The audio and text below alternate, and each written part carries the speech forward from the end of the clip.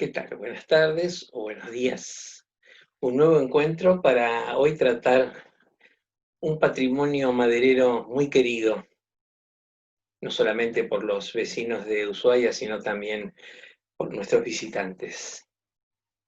Ramos Generales, la antigua casa de don José Salomón. Muy bien, vamos a ver.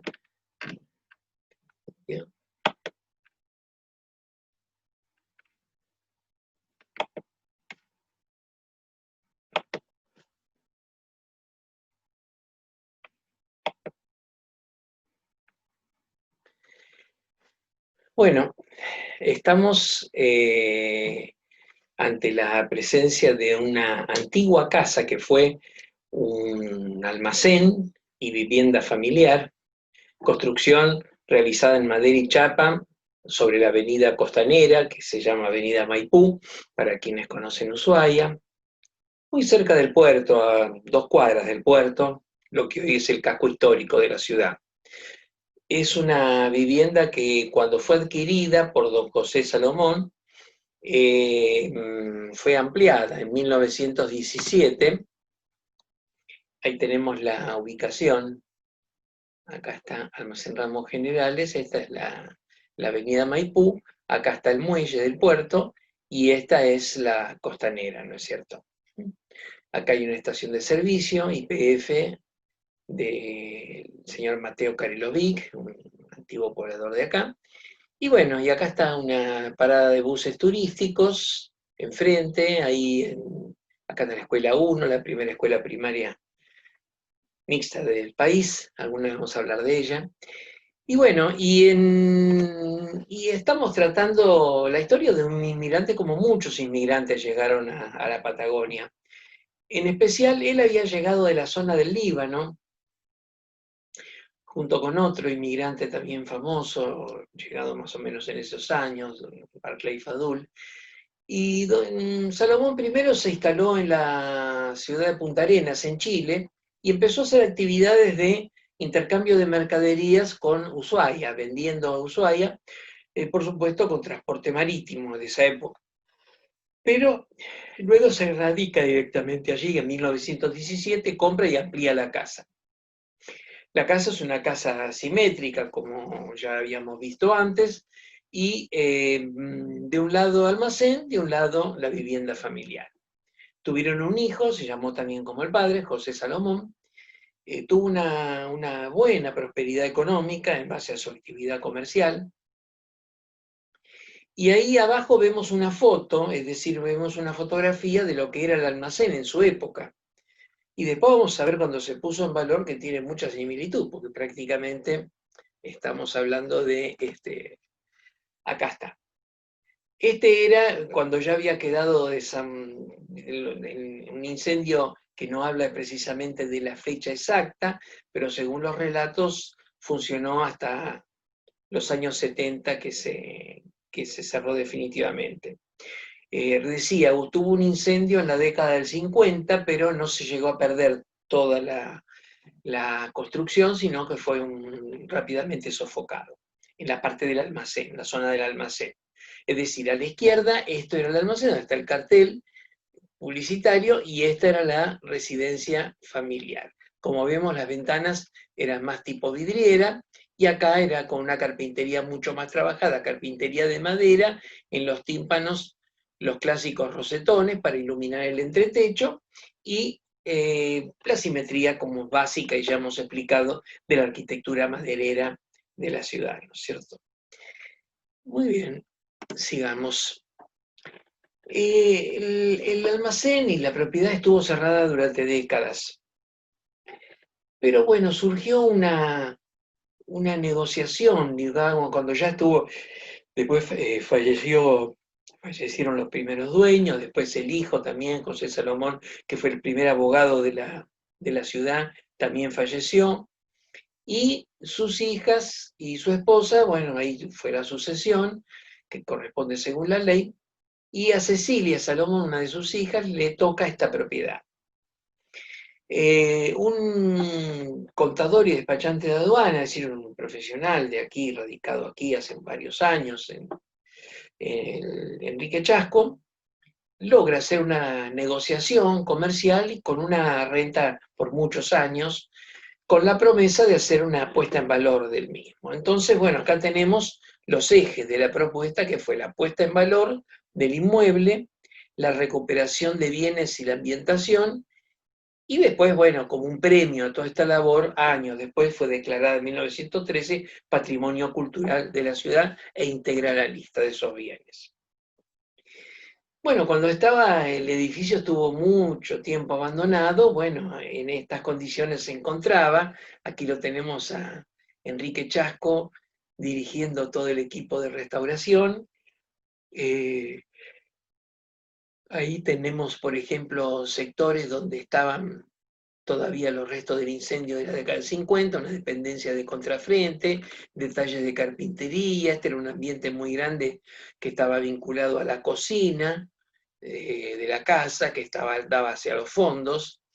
Esto era parte del comedor, ¿no es cierto?, que era una dependencia. También todas esas dependencias estaban con respecto al terreno, no sobre la costa, sino sobre el contrafrente, sobre los fondos.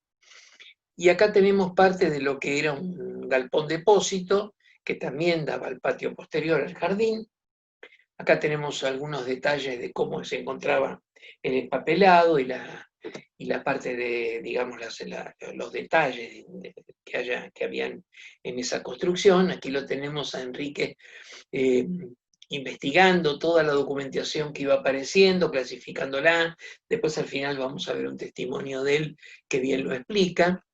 Acá son momentos donde se realizaba la obra, acá estaban los clásicos cajones para albergar ahí las legumbres, los fideos, el arroz, es decir, antes se vendía todo suelto, ¿no es cierto?, no en paquetes como se vende ahora. Acá tenemos, bueno, un carpintero trabajando. Aquí tenemos, por ejemplo, cuando se sacaron los restos de lo que habían, botellas viejas y todo lo que había en esa zona, que después se clasificaron, ¿no? Y fíjense ustedes, quedó el detalle, la impronta que el humo y el calor logró hacer en las paredes, ¿no? Acá en la foto de abajo a la derecha. Estas texturas son improntas en la pared, hechas, bueno, provocadas por el incendio de la década del 50. Y acá fíjense cómo don José Salomón, cómo se las ingeniaba, ¿no? Sobre un piso de machimbre de madera, acá seguramente cayó una chispa de ese incendio y aplanó un cenicero, de esos ceniceros de lata publicitarios, y bueno, y logró hacer el parche en el piso. Acá hay otros tipos de ambientes recuperados, por ejemplo, parte de la estantería de lo que hoy es el salón principal, algunos sectores del contrafrente, la mesa de carnicero que tenía también el almacén. Acá estaban, bueno, distintos barriles de vinos y licores que se vendían también allí. Fíjense, la mesa de carnicería todavía conserva hasta restos de sangre que no se pudieron sacar. Esas mesas después fueron recuperadas con un vidrio arriba y de alguna manera son mesas que funcionan actualmente en el bar, ¿no es cierto? Bueno, aquí ya tenemos, aquí se avanzó, me olvidé decir, la obra comenzó en el 2005 y terminó fin de septiembre del 2006, es decir, llevó un año el trabajo de puesta en valor y ambientación. Aquí ya lo tenemos en la fase ya final de la intervención. Acá hay uno de los ambientes que, por ejemplo, tiene toda una hiedra que entra desde los fondos. Acá tenemos la fachada, como había quedado, la lámpara original de lo que hoy es parte de la tienda, donde figuraba la antigua vivienda. Acá tenemos recuperación de empapelados, pisos. Acá tenemos una imagen nocturna ya cuando quedó que la obra estaba terminada. Fíjese la hiedra en los jardines. Esta es la fachada posterior. Fíjense cómo esta planta ingresa, ¿no es cierto?, en este ambiente que está acá abajo. Acá ya están colocando distintas mercaderías próximos a la inauguración, un sector de los baños. Aquí prácticamente ya está con todo el mobiliario y prácticamente estaba en vísperas de su inauguración. Y acá llegó la fecha del 6 de octubre. ese famoso 6 de octubre de 2006, donde se realizó la inauguración con la presencia de antiguos pobladores, familias pioneras, muchos de ellos que cuando eran niños habían ido de compras a ese almacén y se vivieron momentos muy emotivos. Aquí está Enrique en el medio hablando, diciendo unas hermosas palabras, y aquí tenemos algunas vistas ya de la obra ya terminada y ya en actividad, ¿no es cierto?, en actividad comercial. Acá tenemos una decoración navideña especial que se hizo, algunos ambientes tienen mobiliario antiguo, este es el salón principal, hoy es panadería y bar. Acá está donde era el almacén, funciona el almacén en las mismas condiciones, pero agregada una panadería en el contrafrente, y acá, donde era la casa familiar, es una tienda de alta costura que la administra la pareja de Enrique.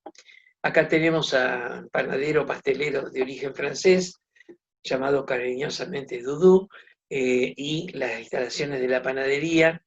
Se consiguen, bueno, ahí unas baguettes, unas brioches, bueno, una pastelería francesa muy, muy, muy exquisita. Y acá tenemos, por ejemplo, cómo los chicos en las escuelas, cuando visitamos escuelas, con las actividades de patrimonio para chicos y no tan chicos y jóvenes, bueno, ¿cómo ven el patrimonio los chicos acá, no? Acá, por ejemplo, hay una lámina de la casa Salomón, acá hay unas maquetas, acá parte de las visitas que hacemos. Bueno, este año con la pandemia prácticamente imposible, pero esperemos cuando se pueda retomarlas. Y acá los chicos haciendo dibujos y cómo la están representando lo que es este almacén, que fue un verdadero hito. Yo ya estamos terminando mi parte y quería leer con ustedes un pequeño párrafo que escribí, y dice así: pienso que la iniciativa de poner en valor un bien cultural de la ciudad, como lo es la antigua Casa Salomón, hoy Ramos Generales y Tienda, ha sido un éxito en todo sentido, que llena de emoción y regocijo a la población local para reconocerse con su historia y a los turistas que la visitan al ingresar en un mundo antiguo de la lejana aldea fueguina a través de la arquitectura maderera tradicional de la región. Gran trabajo de Enrique Chasco y los profesionales que participaron en la obra, inaugurada, bueno, yo agrego, el 6 de octubre de 2006. Muy bien, y ahora quería pasar directamente a lo que nos espera ahora, que sería un segundito. Vamos a ver una pequeña filmación de cuando se inauguró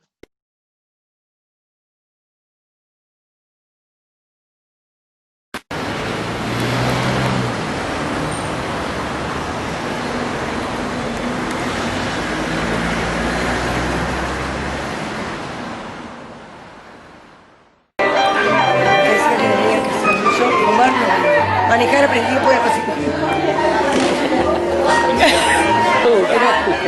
Hola, Charly. ¿Cómo estás?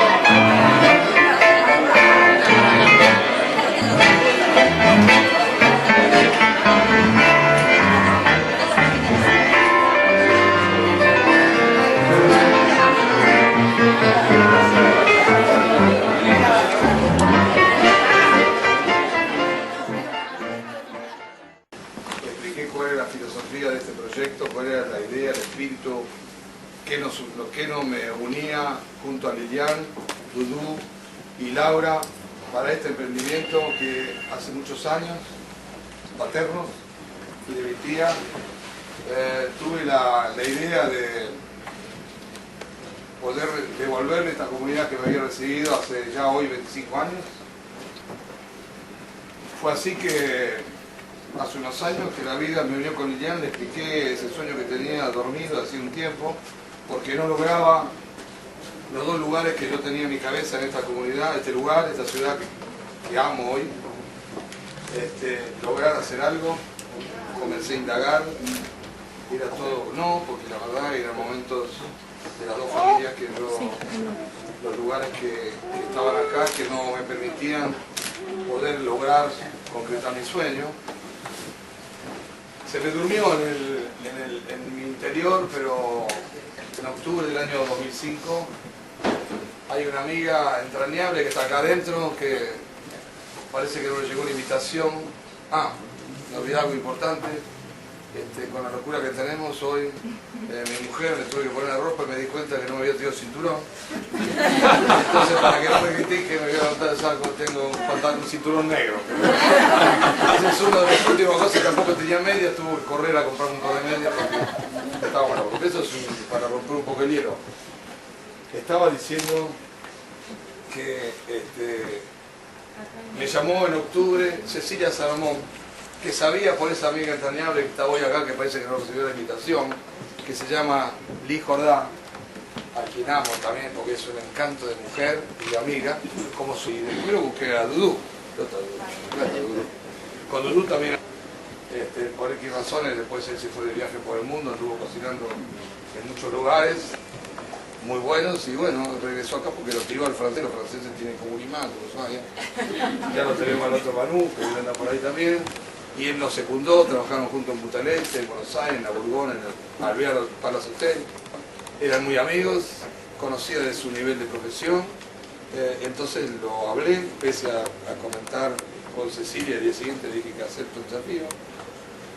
Dudú le gustó el reto y ahí empezamos. Y en octubre, noviembre, Cecilia le llevó como un mes a sacar todo su pertrecho que había acá y mientras simultáneamente trabajábamos los 7 días de la semana. Comenzamos con la sacada de pintura, nos agarramos unos mambos con el removedor que quedábamos, dábamos vuelta, salíamos a tomar aire y seguíamos raspando, ¿no? Él con César comenzó, Dudú con César, y apareció José, amigo entrañable, que es un maestro carpintero de aquellos. Todo lo que ven acá en madera, que vean que alguien pudo haber tocado, el cirorazo, el piso, las vigas de refuerzo, qué sé yo, no sé, innumerables cosas hizo José. Y después el alumno tremendo, copión, el francés con la vida manual, hacía cosas que había hecho antes el otro. Entonces era como una disputa. Y bueno, yo disfruté a todos ellos, me ayudaron muchísimo. Han puesto su alma, día a día fueron encontrando documentación, Dudú. Bajamos toda la documentación que estaba arriba, que es increíble. Están todos los apellidos de la familia de Ushuaia.